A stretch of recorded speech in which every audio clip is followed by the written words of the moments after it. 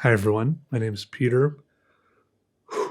This video is about slowing down, expecting less from myself. It's not about everything I do being life-changing, incredible, and just changing the whole world, setting world records and stuff with everything I do. It's just about existing, okay? Start with a perfect circle. This video is sponsored by Squarespace. Zoom in. Oh, perfect. Anyways, yeah, what I'm saying is I'm just concentrating on existing instead of doing incredible things.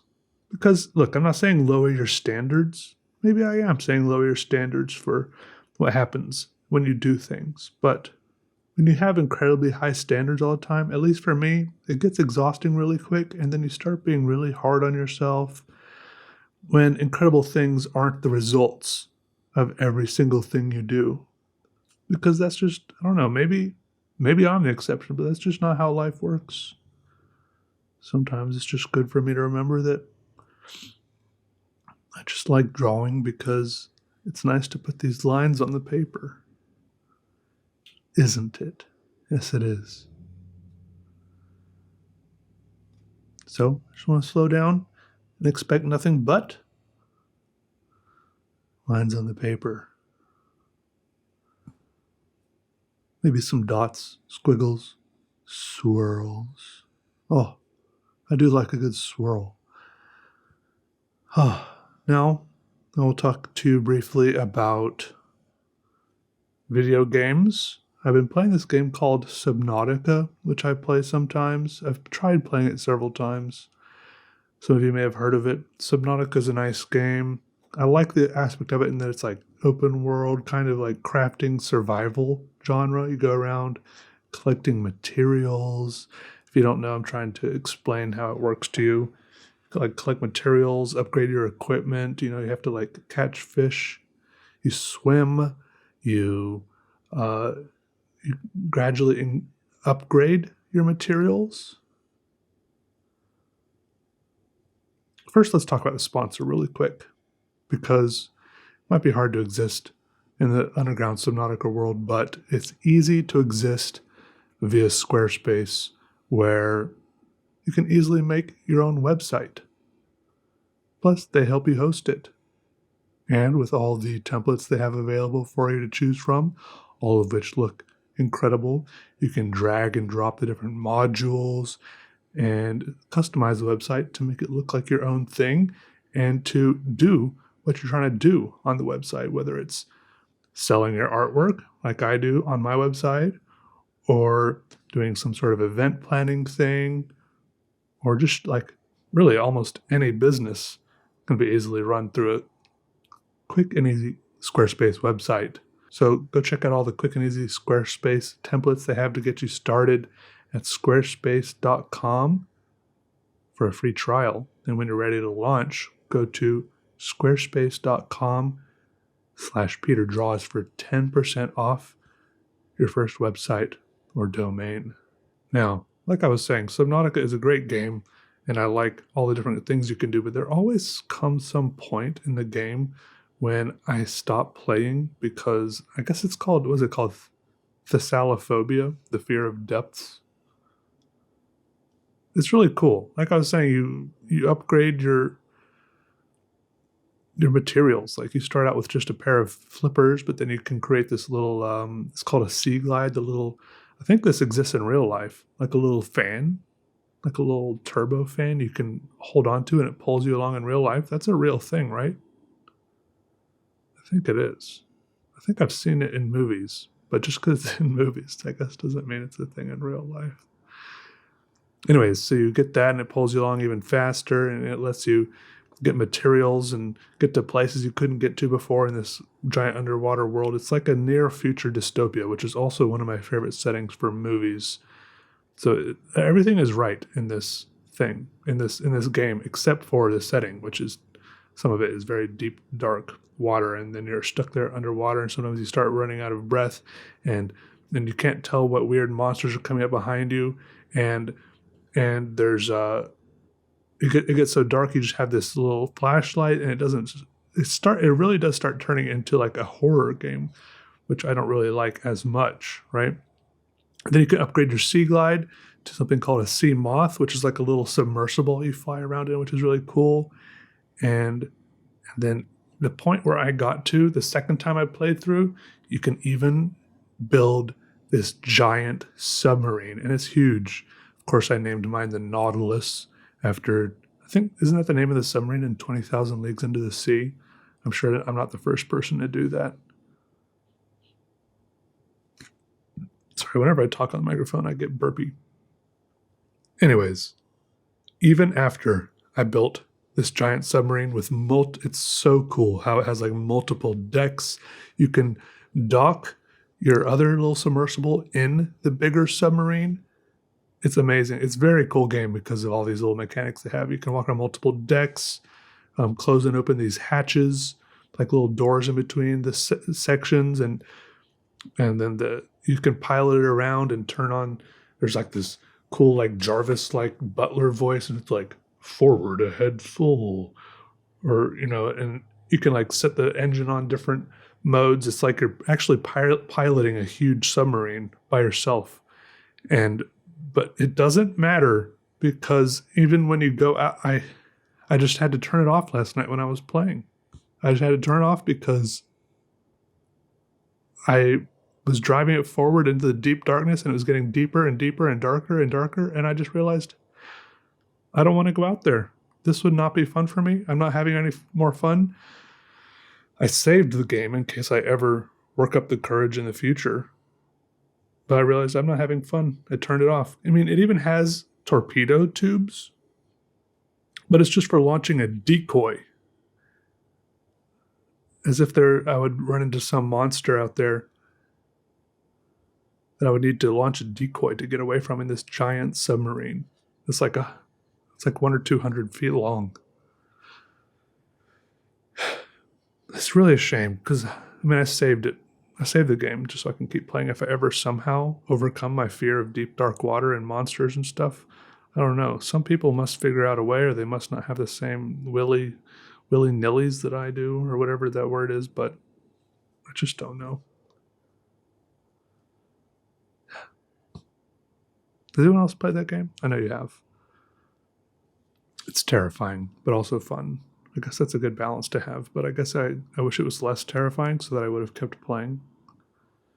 But that's usually how I go. I play a game for like, if I want some time off, like a break, like a mental break, I usually play a game for only 1 or 2 days anyways, before I come back and start drawing again.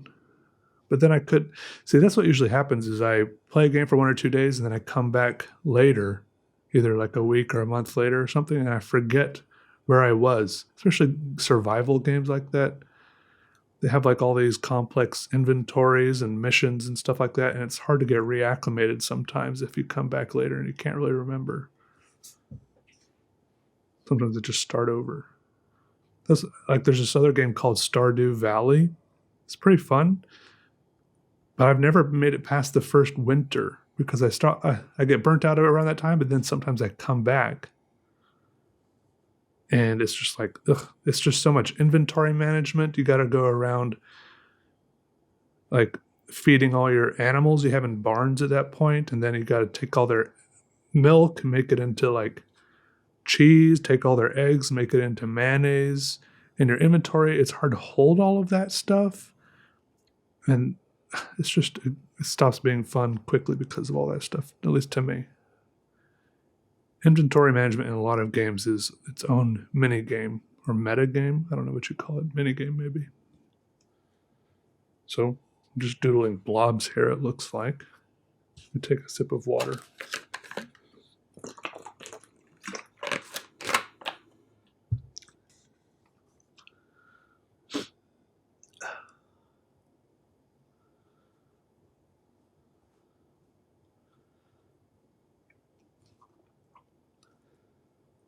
Also, I went to New York recently.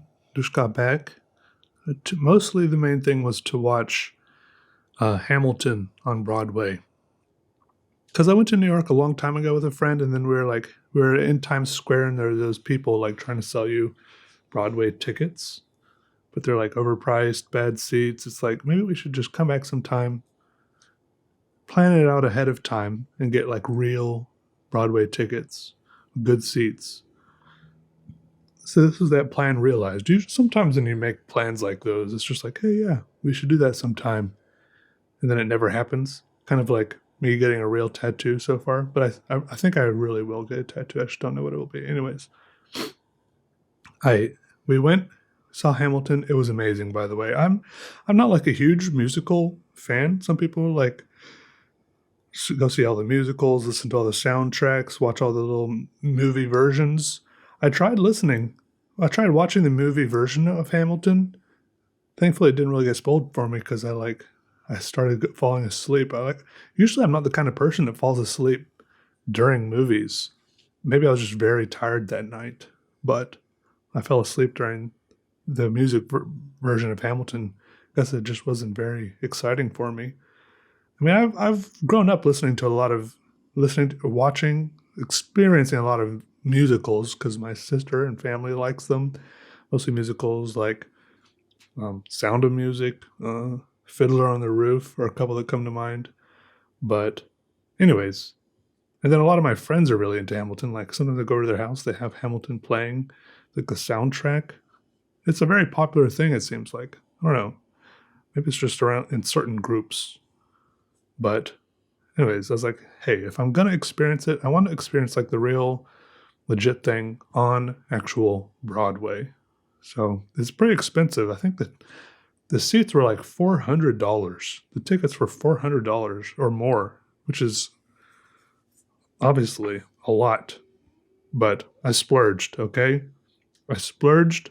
I did it. And I got to tell you, it was great. I was impressed by almost every single aspect of the show, of the performance. There were a couple really the only downside I didn't like is that sometimes they were a little bit hard to hear. I couldn't understand what words they were saying. But I think that was only the beginning. Maybe my ears like adjusted, or maybe like the sound guy tweaked a couple things in the middle of it. Because I think all the people that sing wear microphones.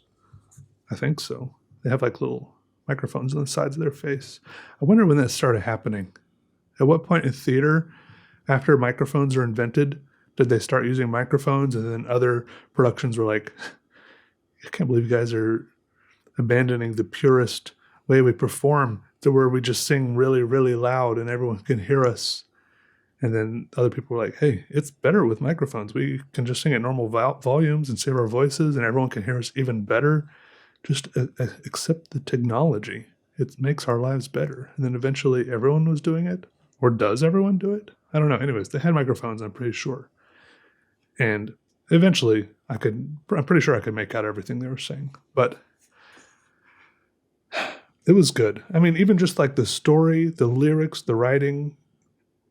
Obviously, it's about like the beginning of America, which of course, if you're not in America, that won't matter to you very much. It doesn't matter a whole lot to me because I wasn't really there. None of us were there, but I think it was well written just because it took something that is usually portrayed to us in like very broad strokes of grand gestures, like boom, a treaty was signed, a war was fought, they made a declaration and a constitution, and there were these brave people, and all these incredible things happened. But this was good at adding a lot of human, everyday emotions into that story and that timeline. People, falling in love and stuff like that, which of course is good for a classic, typical thing to add to the theater, I guess, is love stories. But sometimes you forget that there were actual normal human people there with normal human emotions. I guess. Maybe I'm just the only one that forgets that. I feel like at the beginning, here's my review of it. It was like a slow burn, slowly building up. I was just enjoying it, kind of gradually getting happier, laughing a little, And then after I cried, I cried several times. Okay, I'm not afraid to admit it. I cried several times during this performance. I don't know if I was just perfectly emotionally prepared for this. I don't know if it's normal to cry during a Hamilton performance, but I did. They got me. I was there. I cried, enjoyed it. But the thing is, after I cried the first time, maybe it was like almost halfway through before I cried the first time, near the end of the first half before the intermission.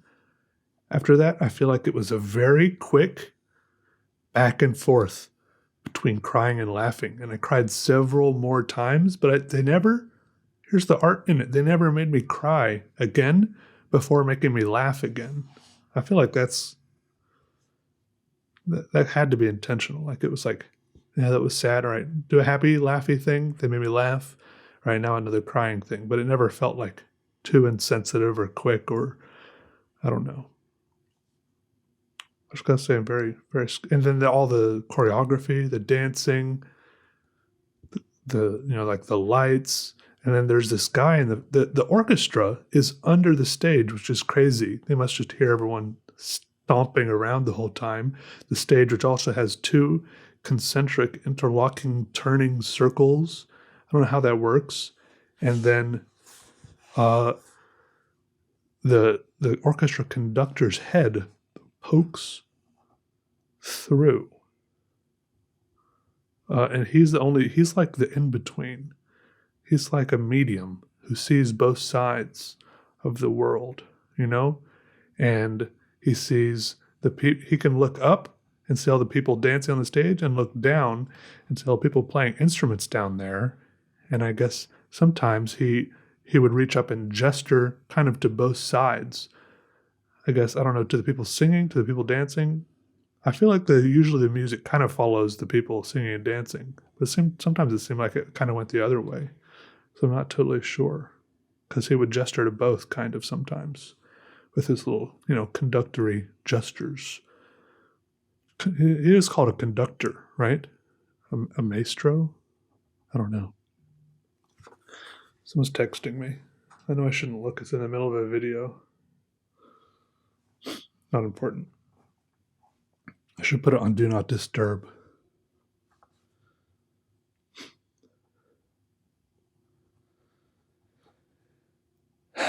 Yeah, I did some other fun things in New York. I try to stay pretty safe as far as like that sort of thing involves with, wearing a mask and stuff. But I went to the top of the Rockefeller Center for a view of New York City because it's like there's so many tall buildings here. I got to go on top of one of them, look around. The top of the Rockefeller Center, also called Top of the Rock, they have to come up with a cool name for it, was recommended to me because, you could go to the top of like one of a more classic building, like the Empire State Building or something. They all have like observation decks. But then you don't get to see the building you're on, which is like an iconic part of the skyline. That's the reasoning. That's the logic I heard, which I kind of agree with. It was cool, but when I went on top of the Rockefeller Center, the Empire State Building was just right there, smack dab in the middle, kind of with like the rest of New York City, like splayed out around it. It looked awesome. I feel like I kind of went at the exact wrong time though, because maybe it was around like 3:00 in the afternoon, and it was like I think it would have been good to go either a little earlier, or a little later, because it was right at that time where it was almost hard to look in the direction of the sun because of the angle it was at. If I'd gone a little earlier, the sun would have been higher, and the glare of the sun wouldn't have been so difficult. And if I had gone a little later, the sun would have been lower in the sky, and it would have been closer to more of a sunset effect, And the sunsets are nice to look at. I guess when the sun gets lower, the atmosphere absorbs more of the harsh effects of the sun rays. And they say don't look directly at the sun, but we look right at the sunsets all the time, don't we? That's the power of the atmosphere. Thank you, atmosphere.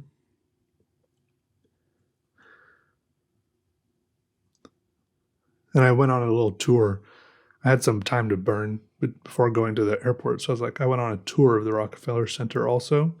And they gave us these the lady, she like handed out these little headsets with things that clipped onto our belts. And I spent almost the whole tour trying to figure out where her microphone was that she was talking into, because we were walking around on the New York City streets. Because the Rockefeller Center is like several buildings,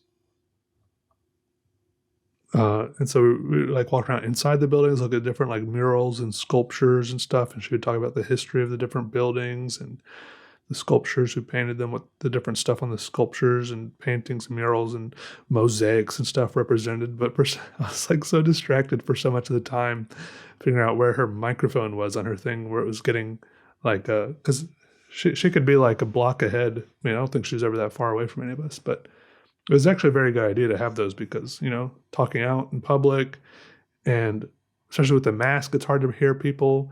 And when you're like weaving through crowds, she could still talk to everybody. But there's something about it was like down, it was like halfway up her chest. I think she should have had it in a better place. It took me like halfway through the tour before I figured out where it was. I don't think I listened to about half the stuff she said, because I was like jostling around the crowd trying to figure out where it was clipped onto her, even just based on how it sounded when she had her head turned different directions. If she had her head turned to the side, even just the right, you couldn't hear her.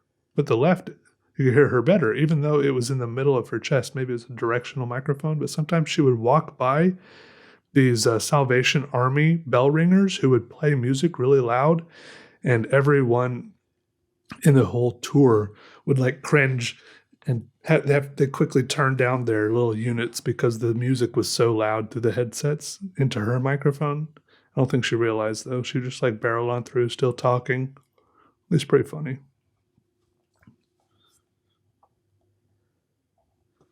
All right, this drawing's looking pretty blobby.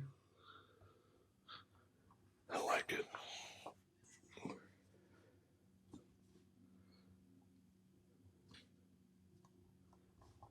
Let's add some. I want to add something a little more spiky up here at the top.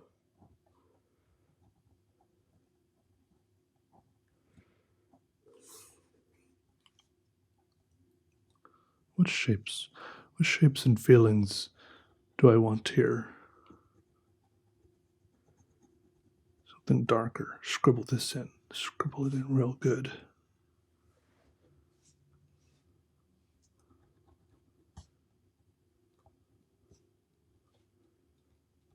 This kind of looks like maybe like some kind of bones or tendons or something coming up here. I have the camera at a slight angle so that my hand doesn't cover up what I'm drawing. That might be why the perfect circle I drew at the beginning didn't look perfect to you, by the way.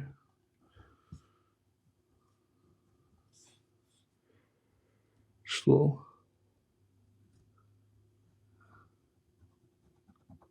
explanation. And I went to that new thing they built called Little Islands. I don't know, whatever it is. I went to it. It looks like a bunch of like little mushrooms off the side of Manhattan into the Hudson River there. It's really cool. Really cool. I like how you can look under it from certain parts of it and look at all the weird shapes of the supports. It's a very expensive part. I think, wasn't it like millions and millions? And I mean, I guess that's to be expected for anything built in Manhattan. Even if they just built a fancy looking cardboard box there, it would have cost hundreds of millions of dollars. But anyways, I'm not going to concern myself with how much it costs since I'm not involved in any of that. But anyways, I like how they had like these installations, these art installations, which were like sculptures, but also little instruments that you could play. Some of them would play themselves almost, it seemed like, from the wind or something. That was cool. I like things that you can touch and interact with that way.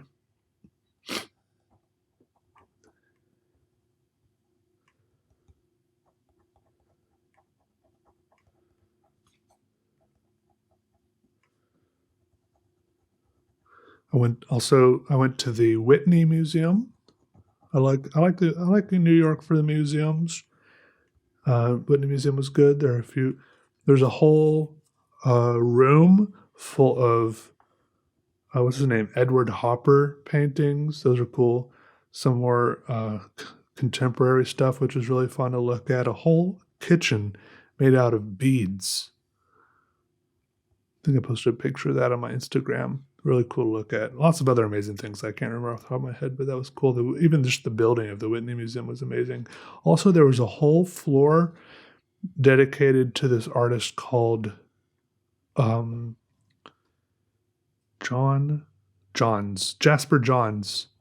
I liked almost none of that art. There were a few of his pieces I liked, which were just like kind of gray, misty gray, big blobs, big, huge canvases, which are almost just kind of.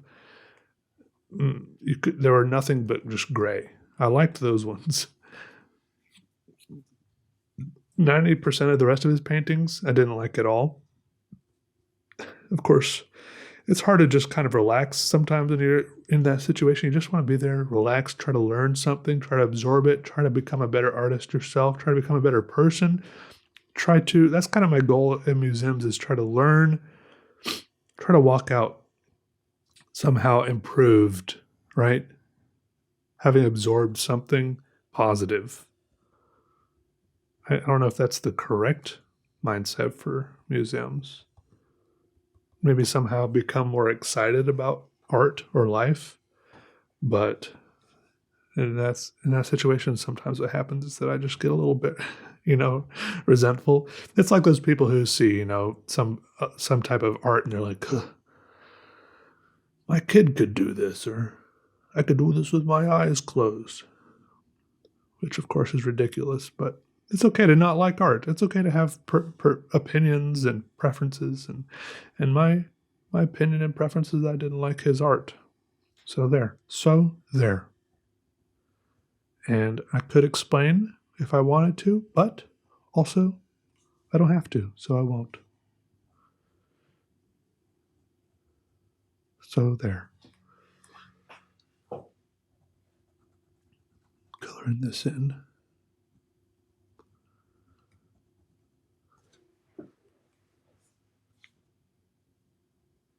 Look, so many times people give a reason for liking art. They're just like, I just like it. It just speaks to me, right? If people can give such vague reasons for liking art, can't I give vague reasons for not liking art? Like, I just don't like it. It doesn't speak to me. Or if it does speak to me, it's saying either nasty, terrible things to me, or what it's saying to me are vague things, very vague and uninteresting things, boring things. I'd rather it said nasty things.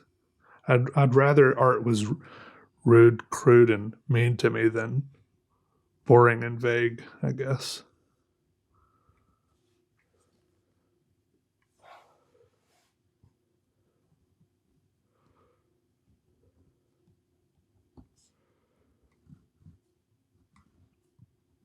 But sometimes I look at my art and I say, wait, does this say anything interesting? Is it nice? Is it mean? Is it crude? Or is it vague? But then I say, no, I just can't put this responsibility on myself all the time when I'm making art. Sometimes it's enough that I just make the art. And if it says something, anything at all, if there are any feelings, emotions, words involved, then that's just a plus. But for me, it's enough that I just create it. Anything beyond that isn't really my responsibility. Well, maybe it's my responsibility, but sometimes I can't mentally, emotionally handle it at the time when I'm creating art, because the whole reason I'm creating the art is to mentally and emotionally kind of help myself or escape from all those feelings of,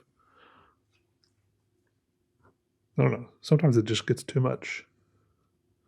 and art is my escape.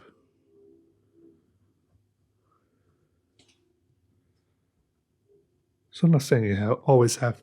I'm not trying to weigh you down with some responsibility to make sure art is amazing or noteworthy or says a lot.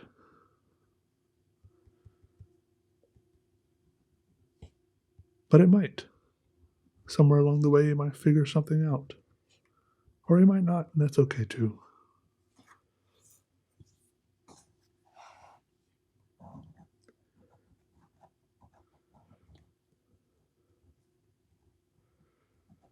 By the way, the pen I'm using today is a Pilot Precise V7 rolling ball fine.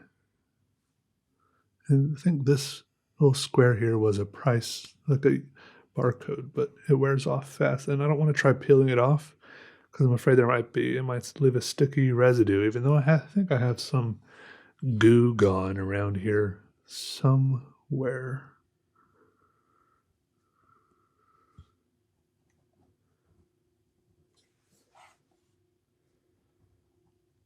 My goo gone is gone. Someone used goo gone on the goo gone, some more powerful substance, and it disappeared.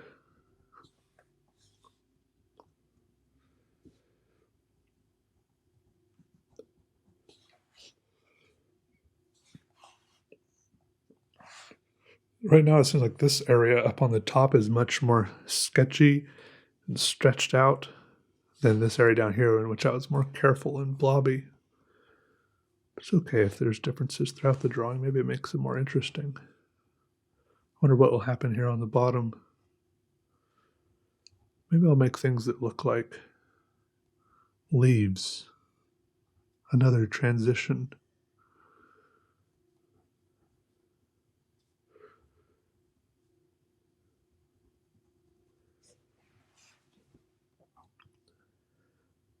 Also, I quickly learned that pretty much the best way to get around in New York is to use the subway.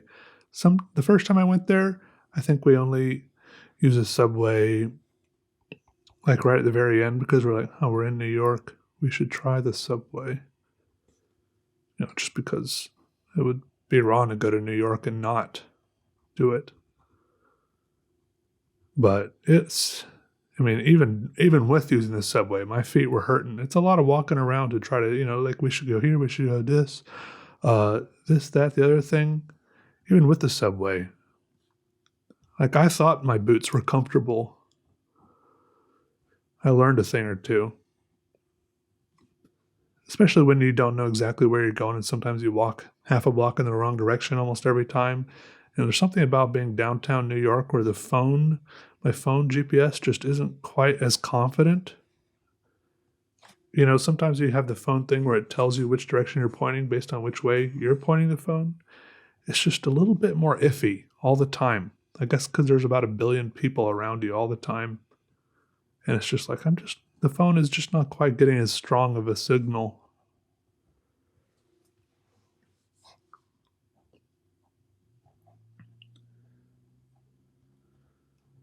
Oh, anyways, yeah, I was saying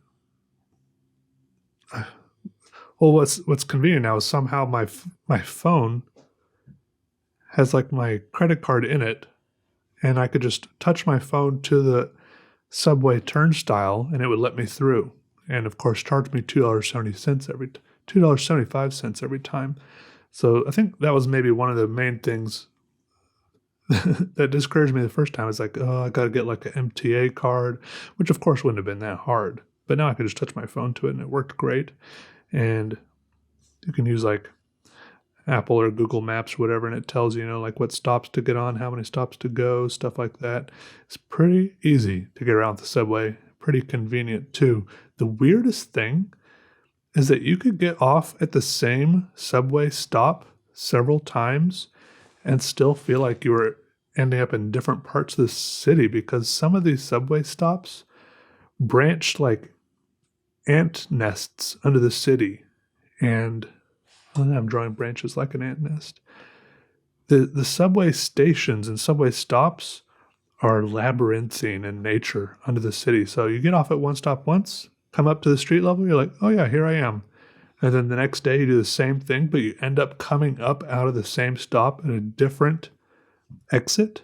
And it's completely disorienting because you're like, where am I? I came out of the stop yesterday, but you could be like, it seems like, unless I was doing something wrong, it seems like you'd be like 2 or 3 blocks over, facing a different direction. It's just crazy. I mean, crazy to me, of course. It probably makes complete sense to a local, but anyways, we ended up getting everywhere we needed to go.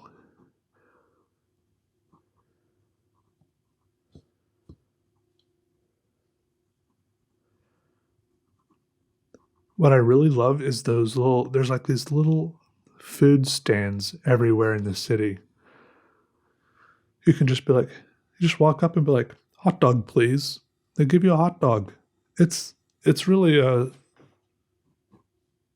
it's a paradise. And it's not a good hot dog. And by that I mean it's an amazing hot dog.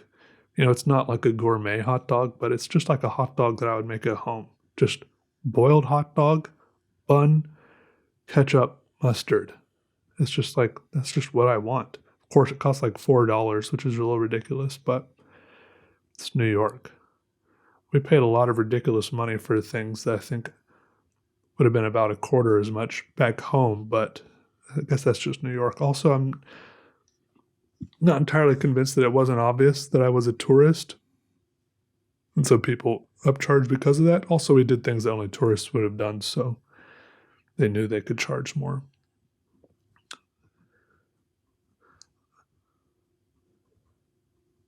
Like after seeing Hamilton, we tumbled out of the theater. We had had a couple drinks, and there were all these pedicabs there. The people who ride the bicycles with the little, like, how do you explain it? Like, they ride a bicycle and has a little carriage behind it, right? And we just end up piling into it. And that, it was amazing. Like, I'm glad I did it. It was one of the most amazing experiences because this guy, it was like a cheat code for getting to the next place. We went to some dinner at some place, and it was like a cheat code for getting around New York because this guy weaved and swerved through everything, through the pedestrians, through the traffic, and especially if you're just like exhausted and out of it, this is the perfect thing. But after we got to our destination, he did the math in front of us. He did $8 times 21 minutes, and it was like $168. I'm like, okay,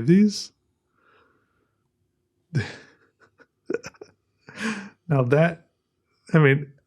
that's honest work though, because first of all, you got to know the city, you got to be doing it for a while, because he was super confident swerving through all the cities. We just showed him the address. He drove straight there, and it's good, honest work. Not that other work isn't honest, but he swerved. He's, pedaling the thing with his muscles. Of course, I think it did have some sort of motor and battery in it to assist him. But still, I don't know, maybe what are these things called? Are they called pedicabs?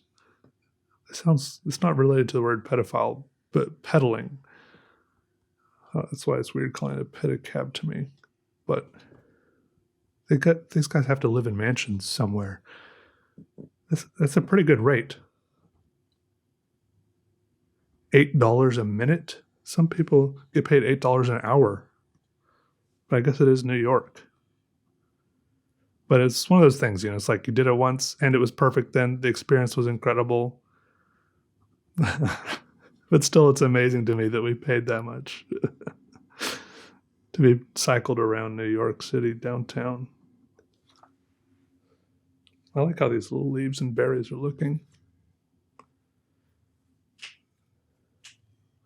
But obviously, that guy knew where to post up. He's like, these people, they're going to be coming out of Hamilton. Obviously, they just paid $400 for a ticket.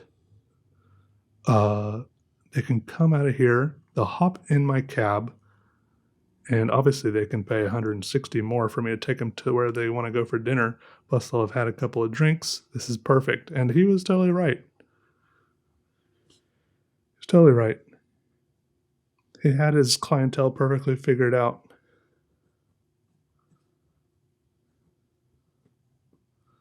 And it was a great time.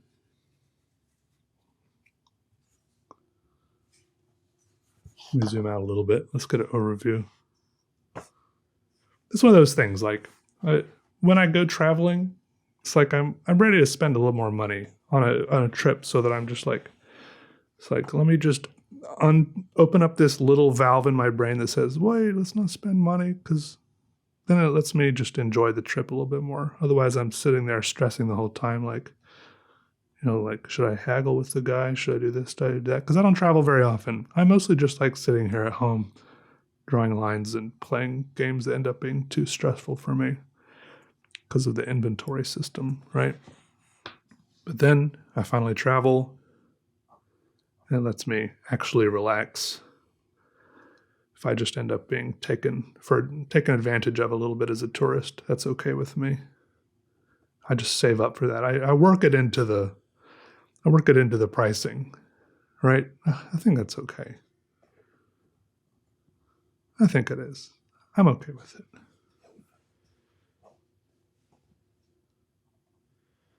Maybe I should just kind of scribble around and create like a dark background around some of this. I feel like I did that in another recent drawing and it looked kind of cool. How long have I been going?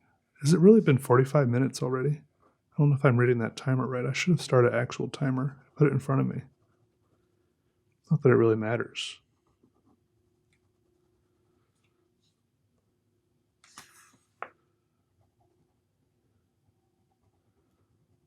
And I went to the MoMA, Museum of Modern Art.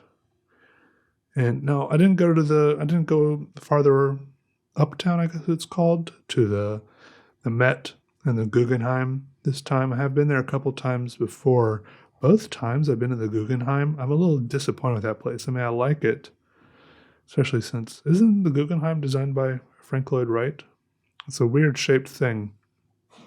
But both times I've been there, the big swirly bowl, the big significant part of it has been shut down because they were installing new exhibitions, which is disappointing because they still charge the same amount to get in, which I paid one time. The other time I just went into the gift shop, and there's a lot of cool stuff in the gift shop. I like museum gift shops a lot. And anyway, so this time I just went to the MoMA, which is cool. I got to lay eyes once again on Salvador Dali's The Persistence of Memory, which is the melting clocks, melting pocket watches painting. It's about as big as this sketchbook. It's about this big, which is amazing because usually the paintings you see in your history books, your art history books, usually they're like much bigger, but that one is sometimes almost shown only a half size or something, right? I was so amazed the first time I saw that one, and it was so small, especially when you get close. If the museum person's looking, you lean really close, you can see that he really did do some of those details with like a single hair of a paintbrush. It's amazing how, and some of the gradients on like the cliffs behind are so smooth, and I love it. And like the little ants crawling on the pocket watch, they're so detailed. It's so perfect. It's so small. And, one of the things that kept getting hammered into my brain as I was looking at various art throughout the city on this latest visit is that people like big art, which I do want to try doing because, there's something just automatically more that just connects with you more if it's something that's bigger because, you can stand in front of it. It takes up more of your field of vision. I don't know, just for multiple reasons. If something is bigger, it's better. And that's not just an empty platitude, I don't think. It's just, it does kind of impact you more. But I've always been encouraged by finding out how small that painting was. That, there can always be exceptions. So I like that.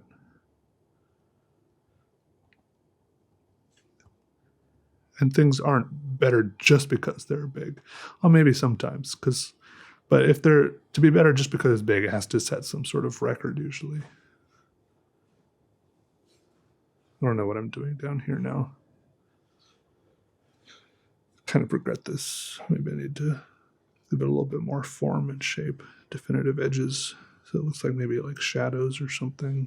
But do shadows have definitive edges? Maybe like, huh.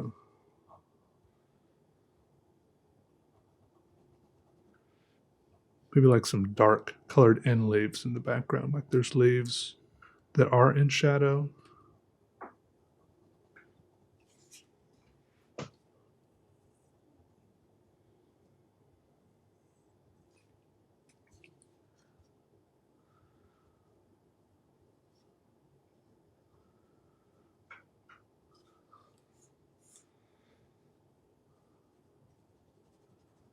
I'm going to do quick scribbling. This is all going to be dark black down here.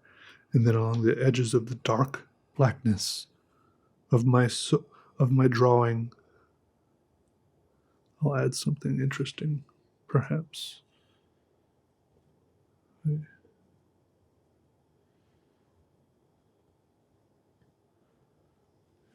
This will also be not dark black.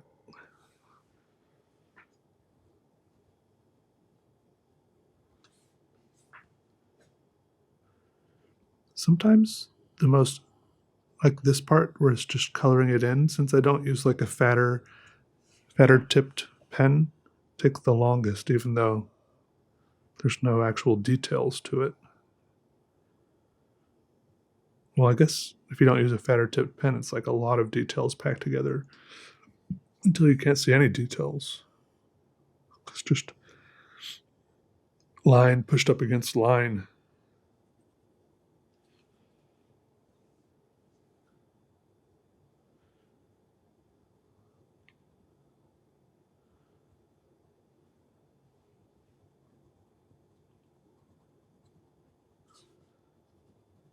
Scribble, scribble, scribble. I'll zoom in a little bit more. Maybe that'll help. As long as my scribbling doesn't shake the table or the camera too much.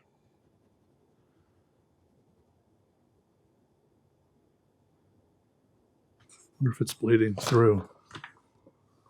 I did a little bit in a couple places, but it's pretty good. This is a... Wait, what is this? It's a handbook, sketchbook. Made by Speedball, I think.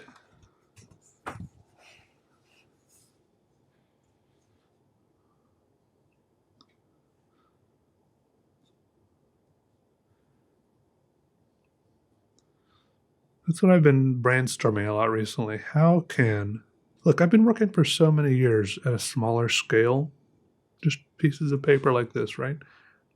And then every now and then when I try to translate it to a larger scale, like a big board, like a big canvas, a wall, something big, it feels so different.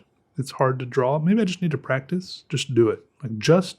Peter, stop wondering, fretting, thinking. Stop thinking about it. Just literally start doing anything bigger, right? I think that might be situation, the reality of it. Because that seems to have worked in the past. You can't learn how to work bigger by wondering about how to work bigger.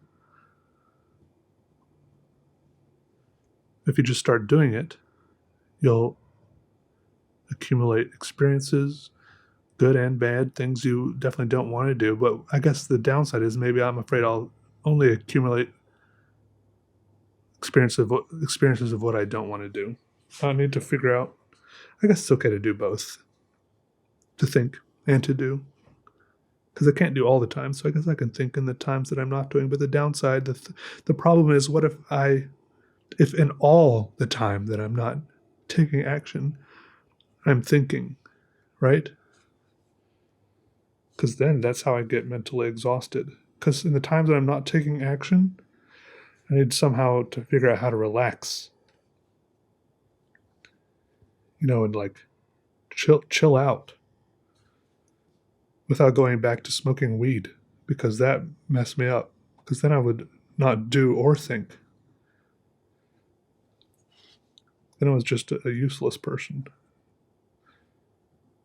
I mean, it's okay to be a useless person. It just didn't make me happy. I don't think people are here. I don't think there's like some imperative that you need to be useful or something. But it wasn't good for me personally. At least until unless there's like some major paradigm shift in my mind, which there hasn't been yet. I can't figure out how to smoke weed regularly. It's not for me.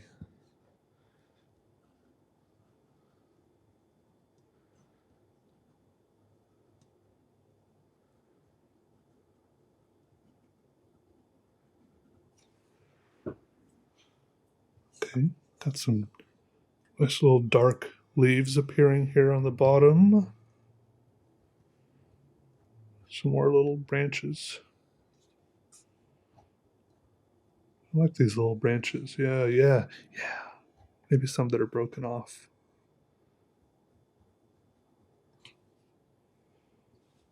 Some of these that are less dark.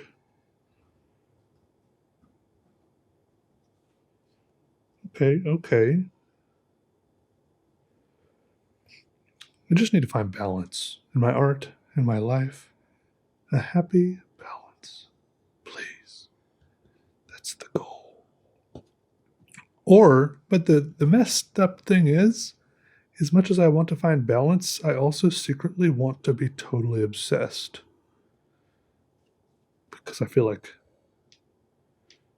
well, that's the problem. I want to be obsessed. I want to work endlessly and hard on something, on my art. I feel like that's where my mind gravitates towards.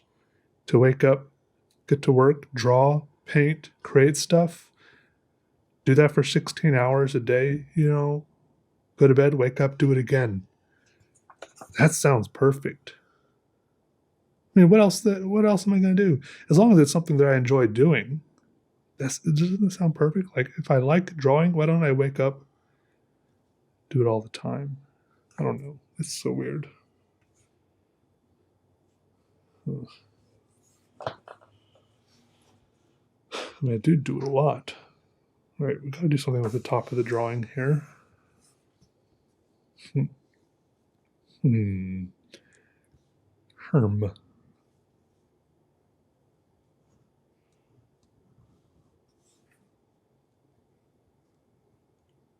What to do?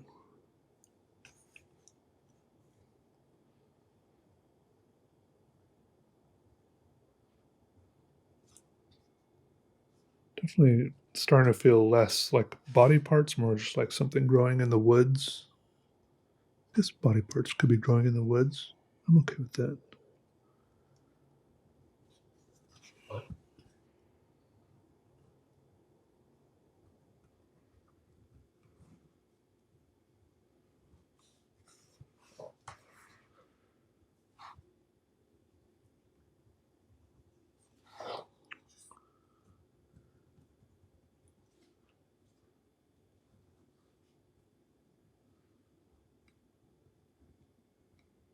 Don't really know what I'm doing with these lines. Just kind of like going with my gut as far as where maybe there could be darkness, lines, which direction they should go. I'm not trying to create any specific effect. Not sure how it will turn out. Maybe this kind of looks like the top of some sort of fungal thing.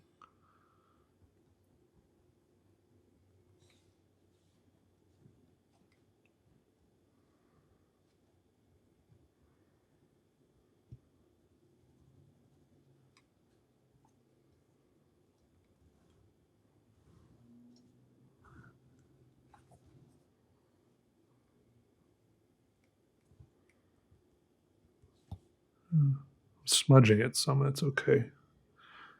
Smudge is good. Human beings touched it.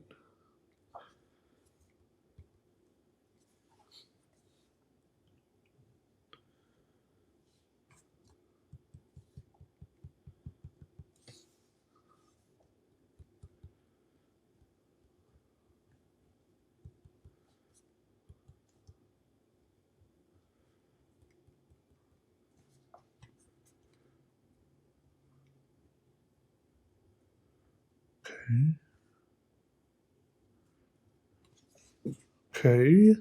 Yes, it's kind of coming together here. I like it. This part kind of reminds me of like a whale, like a this kind that eat krill, whatever krill is.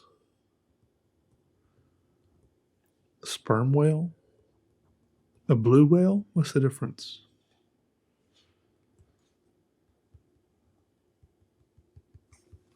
Need more dots on this thing. More dots. Damage over time.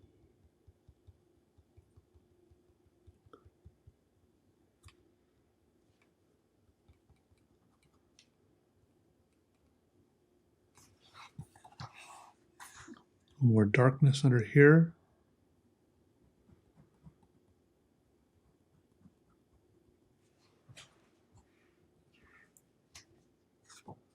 More smudging.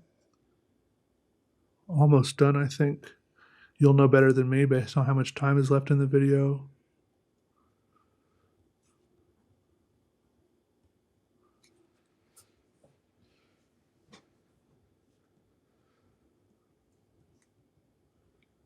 Yeah.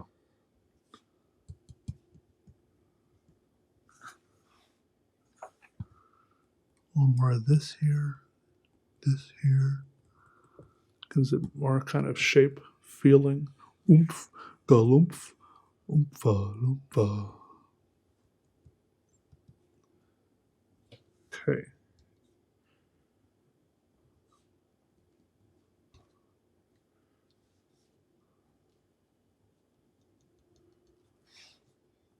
Adding some more little touches here. Maybe I should like darken some of this in even more. I'm not sure what's happening here on this back end, but it's okay. Or this front end.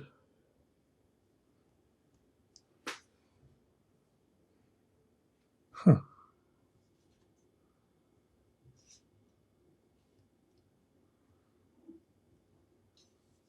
Huh. I kind of liked the corner on that, but I just took it off by accident. I think we'll add a little dark spot here. Here.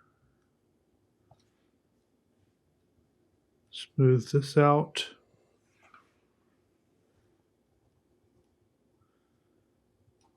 It really could be done now, but I've kind of reached that stage where I'm like kind of adding little things.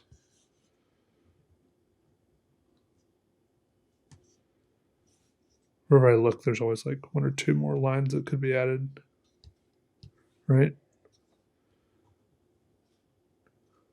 Sometimes if there's like two shapes next to each other, I just add a few lines under one of them to show like maybe we make it look like one is overlapping the other a little bit, like on top of the other, sense of like 3D.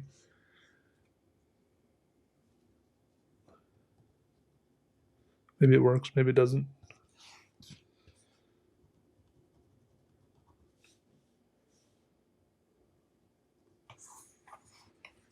This thing up here is very flat.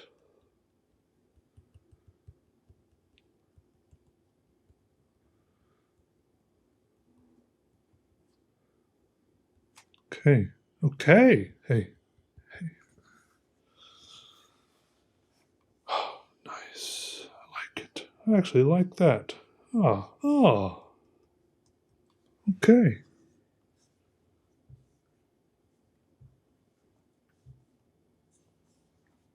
I feel like I want to put something right here. Maybe not, though. Maybe not.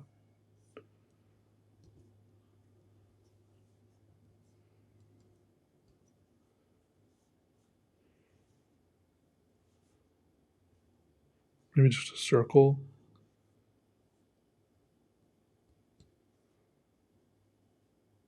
Maybe a square. I'm trying to imagine what different things there would look like. A text bubble, a label.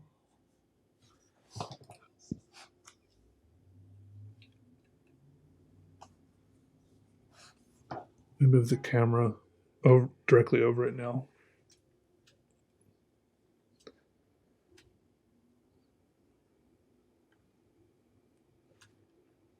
There we are. Nice.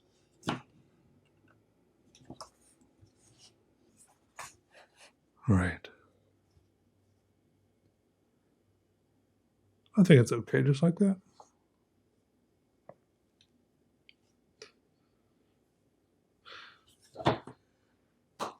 Thanks for watching, everyone. Thanks for joining me with this little drawing. Hope you're doing okay. Hope you have a good day. See you later. Goodbye.